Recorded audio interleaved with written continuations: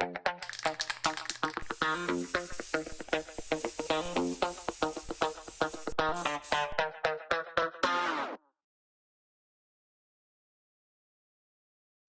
gente, bem-vindos ao primeiro episódio do Magiscast de 2024. Hoje a gente convidou a prof. Isabel para falar um pouco sobre maternidade. Oi, pessoal, sou a professora Isabel, então, e hoje vou participar dessa atividade com vocês. Então, prof, a gente sabe que ser mãe deve ser maravilhoso, mas existem muitas complicações e dificuldades às vezes. E a gente queria saber quais foram os maiores desafios durante a tua maternidade. Eu acho que o meu maior desafio, na verdade, foi conseguir ser mãe, né? Porque nós tivemos algumas pedras no caminho, assim, digamos, né? E nós demoramos muito tempo para conseguir ter os 2 filhos que nós temos hoje.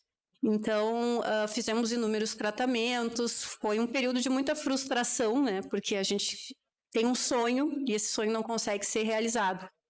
Então, quando a gente conseguiu, né, aguardar a Helena, que é a nossa filha mais velha, e depois veio o Heitor, foi uma felicidade tão grande que nós comemorávamos até quando a Helena chorava. Depois que ela nasceu, nós comemorávamos qualquer coisa que para outros pais talvez pudesse ser algo que, eu tô cansado, eu tô, né, preciso descansar, alguma coisa assim. A gente acabou levando esse período com muita leveza, né, porque a gente passou por muitos problemas antes. Então, a maternidade, claro que tem, né, os seus momentos mais cansativos, mas são fases. E eu acho que essas fases passam e são momentos cíclicos, né? Sim, imagino, prof. E a gente queria saber também se a maternidade, depois que teve 2 filhos ainda, mudou muito da tua rotina, porque, de certa forma, quando tem filho, tem que se moldar a isso, né? Claro. Então, até no teu jeito de ensinar, se tu vê os alunos de alguma outra forma, enfim. Claro. Eu acho que eu sempre fui um pouco mãe dos meus alunos, mesmo antes de ser mãe, né, da Helena e do Heitor. A gente, quando dá aula, a gente precisa enxergar o aluno não só como um aluno, mas como um ser humano que fica doente, que tem problemas em casa, que às vezes se prepara muito bem para uma prova, mas por vezes discutiu com o pai e com a mãe antes de sair de casa, e aí naquele dia não está bem para fazer aquela prova, por exemplo.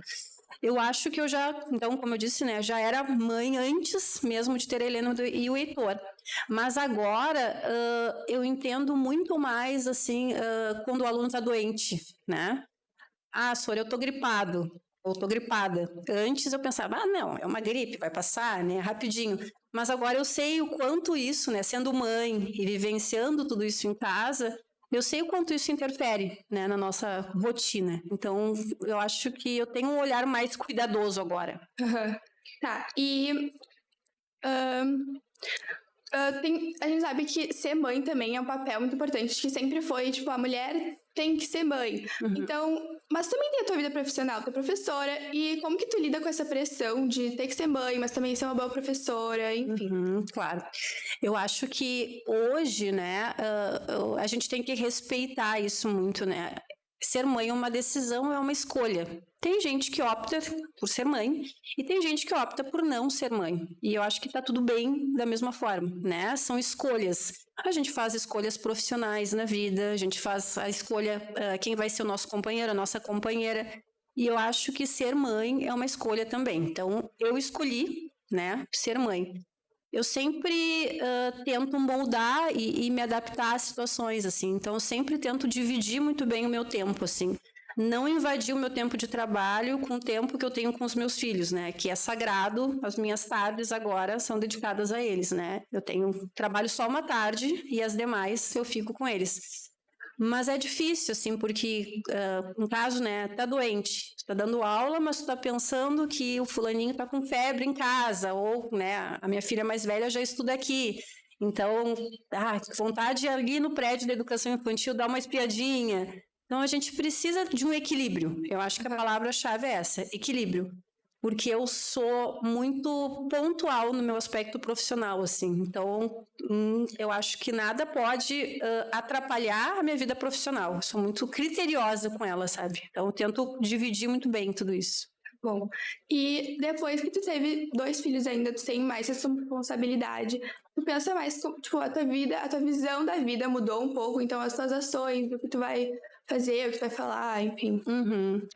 Sim, eu acho que depois que as crianças nasceram, assim, a gente se sente muito responsável em pensar em criar um cidadão do bem, né? Porque português, matemática, história, geografia, a gente tem na escola, a gente tem esses valores, né, que as pessoas podem estudar, mas eu acho que a nossa responsabilidade, assim, de criar uma pessoa do bem, né, uma pessoa afetiva, ela é muito importante, assim, e é muito legal quando a gente começa a ter retorno sobre isso, né. A Helena tem 3 anos e ela fala muito, muito, muito, muito o tempo inteiro. E ela já demonstra muito essa questão da afetividade, assim. Ela diz, mamãe, hoje a gente fez um passeio, hoje a família está reunida, domingo, quando estão todos em casa, né? Vocês encheram meu coração de amor. Isso não tem preço, né? É sinal que a gente está num caminho bacana de tentar ensinar para as crianças, né, a questão dos sentimentos, a importância ali da nossa família reunida. Então, eu acho que eu percebi coisas que antes eu não notava, né, depois dessa caminhada. Profi, tu parece ser, tipo, super amorosa. Eu não tive aula contigo ainda, mas só ouvindo, assim, também, como tu cria os teus filhos. E para as mães que pensam ter filhos, ou para quem acabou de ter, tu tem alguma dica, algum conselho que tu daria? Claro, acho que conselhos sempre são bem-vindos, né? Mas as pessoas precisam aceitá-los, né? E entender que são conselhos, né?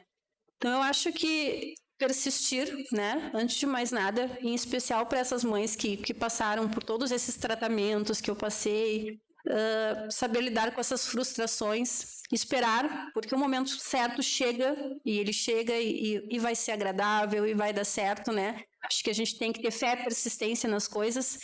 E para esses momentos mais delicados, assim, que o bebê chora à noite, o bebê tem cólica, eles estão doentes, a gente sempre tem que pensar que é uma fase. E essa fase vai passar e outras melhores ou não tão melhores virão e a gente vai, né, conhecendo e estudando sobre essas fases. Eu confesso que eu ainda estou aprendendo muito a lidar com essa situação de que quando tu tem filho, tu não tem mais o controle de tudo, né? Esses dias eu me peguei pensando assim, não, mas eu não posso deixar que eles tenham tosse. Mas isso não está nas minhas mãos, né? Eu posso cuidar para que eles tenham ali uma boa alimentação, né? Que não andem, que andem bem agasalhados no frio e tudo mais, mas de fato eu não posso prevenir que eles tenham uma tosse de verdade. Né? Então eu ainda preciso me moldar nesse sentido. Mas é entender, né? Entender que os processos são cíclicos, que a gente precisa aceitar que não tem o controle de tudo, que a gente pode, né, organizar a vida, mas controlar totalmente é impossível. E abrir o coração, né? Eu acho que no momento que tu cria alguém, tu educa alguém, no meu caso, 2 seres ali, a Helena e o Heitor, no momento que tu faz tudo com muito amor, por mais que isso possa parecer um clichê, as coisas dão certo, né? A gente chega em casa cansada, depois de trabalhar, né, a manhã toda, mas aí os 2 te encontram na porta, sorrindo, vem te abraçar, pulando, a mamãe chegou, daí vem o cachorro também, né? É muito gratificante, então, o amor acima de tudo. Ai, que bom, Prof. É isso, gente. Queria agradecer por ter vindo aqui, falar um pouco com a gente. Foi isso, gente. Muito obrigada pela atenção de todos e até mais. Obrigada, pessoal. Até.